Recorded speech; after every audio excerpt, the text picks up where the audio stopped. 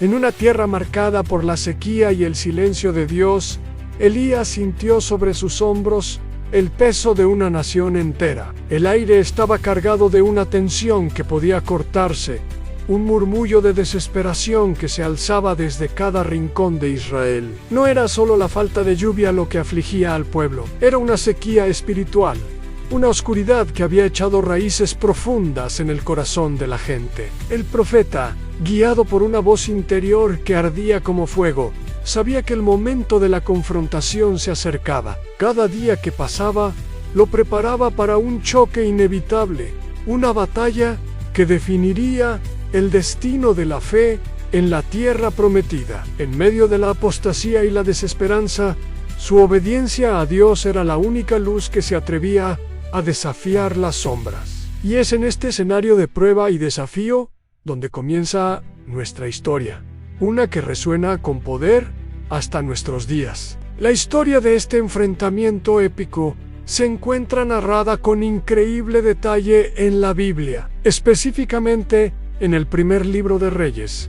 Desde el capítulo 17 hasta el 19 en todo comenzó cuando Elías, un hombre de fe inquebrantable, se presentó ante el rey Acab, cuya esposa, la reina Jezabel, había corrompido a la nación. Ella había introducido el culto a Baal, un dios falso, y había perseguido sin piedad a los profetas del Señor en la tierra. Sufría las consecuencias de este pecado con una sequía terrible, una plaga que el mismo Elías había profetizado. Durante este tiempo de escasez, Dios cuidó de su siervo de maneras milagrosas. Primero lo envió al arroyo de Quirat, donde los cuervos le llevaban pan y carne cada día. Cuando el arroyo se secó, Dios lo dirigió a Sarepta, a la casa de una viuda que, a pesar de su extrema pobreza, compartió con él su última porción de harina y aceite. Por su obediencia y fe, Dios obró un milagro, y ni la harina ni el aceite se agotaron durante todo el tiempo de la sequía. Esta etapa de preparación en soledad y dependencia total de Dios forjó el carácter de Elías, fortaleciendo su espíritu para la gran prueba que estaba por venir. Elías no era un superhombre, sino un ser humano con las mismas debilidades y temores que cualquiera de nosotros. Sin embargo, su conexión con Dios era tan profunda que podía escuchar su voz y seguir sus instrucciones sin dudar. Sentía la angustia de su pueblo, veía cómo se alejaban del único Dios verdadero para seguir ídolos de piedra y madera que no podían oír ni salvar. Esta desobediencia colectiva dolía en el alma del profeta, y su misión se convirtió en una cruzada personal para restaurar la fe en Israel. Sabía que enfrentarse a Jezabel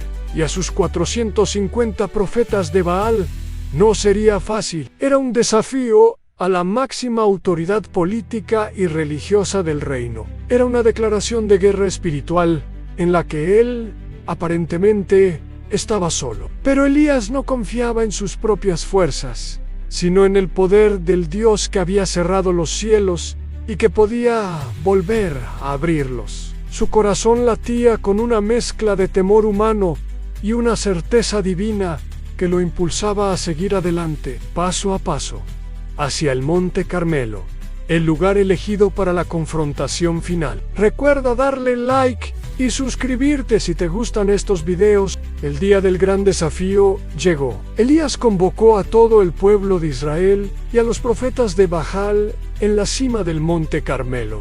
La tensión era palpable. El sol caía a plomo sobre una multitud expectante y confundida. Allí, con una voz que resonó en la montaña, Elías lanzó su famoso reto: ¿hasta cuándo claudicaréis vosotros entre dos pensamientos?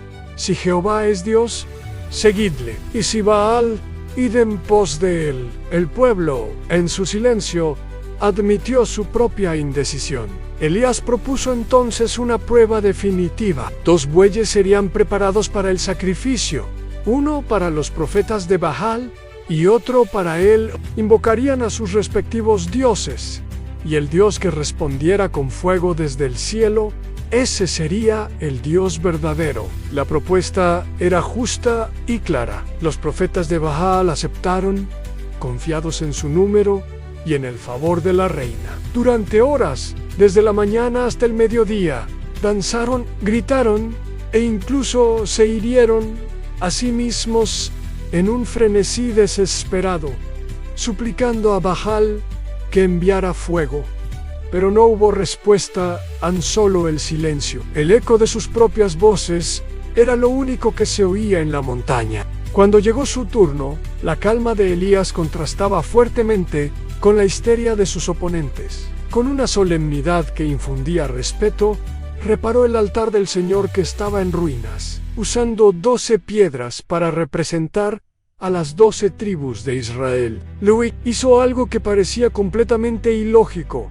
Ordenó que cavaran una zanja alrededor del altar y que derramaran sobre el sacrificio y la leña 12 cántaros de agua, hasta que todo quedó empapado y la zanja se llenó. En un mundo que moría de sed, este acto era una demostración de fe absoluta. No había truco posible. Todo dependía del poder de Dios. Entonces, a la hora del sacrificio de la tarde, Elías elevó una oración sencilla pero poderosa. Le pidió a Dios que se manifestara para que el pueblo supiera que Él era el único Dios y que Elías era su siervo.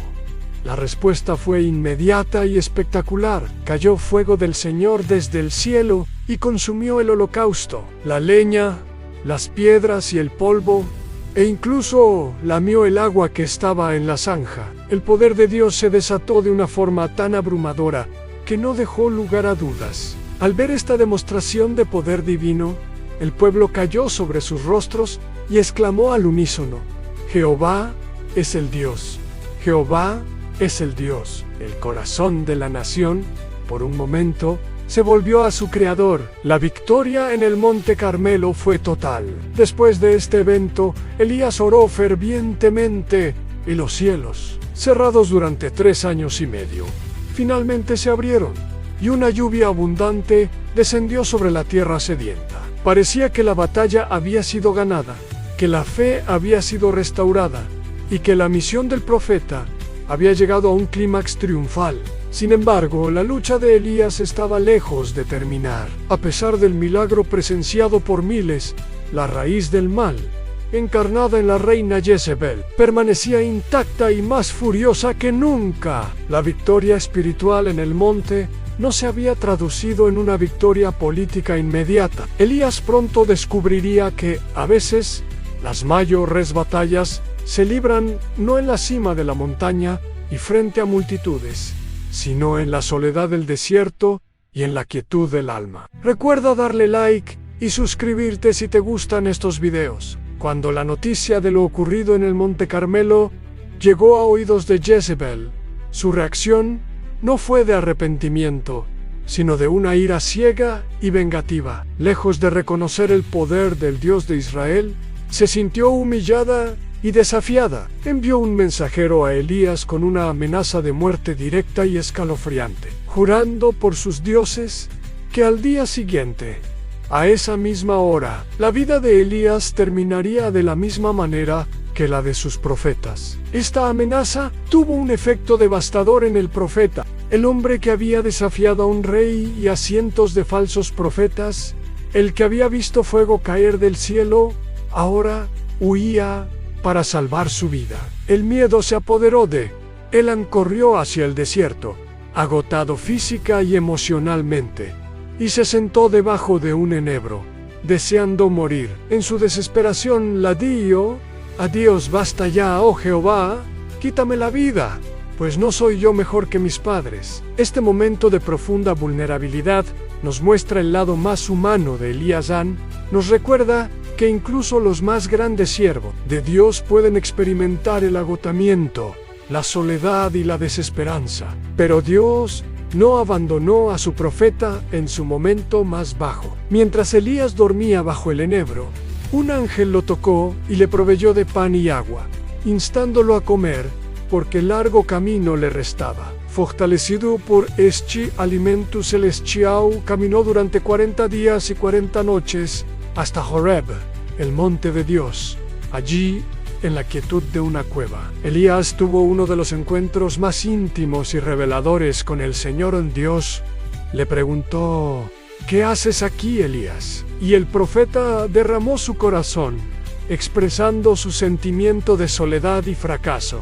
Dios entonces le enseñó una lección profunda. Primero, vino un viento poderoso que rompía las montañas, pero Dios no estaba en el viento. Luego, un terremoto sacudió la tierra, pero Dios no estaba en el terremoto. Después, un fuego abrasador, pero Dios tampoco estaba en el fuego. Finalmente, tras el fuego, llegó un silbo apacible y delicado, y en ese susurro suave, Elías reconoció la presencia de Dios.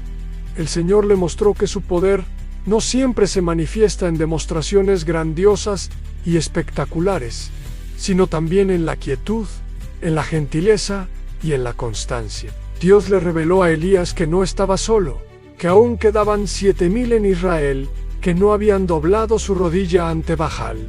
Le dio nuevas instrucciones, una nueva misión que incluía ungir a nuevos reyes y a su propio sucesor, Eliseo. Este encuentro renovó las fuerzas y el propósito del profeta. Le recordó que la obra de Dios es más grande que cualquier individuo y que la fidelidad no siempre se mide por victorias públicas, sino por la perseverancia en el llamado, incluso cuando los resultados no son visibles de inmediato. La historia de Elías no termina con el fuego en el Carmelo, sino con la restauración de su alma en el Horeb. Pasa del ruido de la confrontación al susurro de la comunión, enseñándonos que después de las grandes batallas, es esencial buscar un tiempo de quietud para escuchar la voz de Dios, sanar nuestras heridas y recibir nuevas fuerzas para continuar el camino. La travesía de Elías. Desde su valiente desafío en el Monte Carmelo hasta su momento de quiebre en el desierto y su posterior restauración en Horeb, nos deja una profunda reflexión espiritual. Nos enseña que la obediencia a Dios a menudo nos llevará a enfrentarnos a gigantes, a desafiar las estructuras de poder y a permanecer firmes en medio de una cultura que se aleja de la verdad. La valentía de Elías no nació de la ausencia de miedo, sino de una fe que era más grande que su temor. Su historia nos recuerda que ser fiel a Dios no nos exime de la debilidad humana, del agotamiento o de la soledad. Sin embargo, también nos muestra que en nuestros momentos más oscuros, cuando sentimos que no podemos más, Dios se acerca a nosotros no con reproches sino con sustento, con gracia y con un susurro apacible que restaura nuestra alma. Su fidelidad hacia nosotros es el ancla que nos sostiene cuando nuestras propias fuerzas fallan. Que podamos, como Elías, aprender a escuchar la voz de Dios tanto en la tormenta como en la calma, manteniéndonos valientes en la misión y obedientes a su llamado, confiando siempre en que su propósito prevalecerá.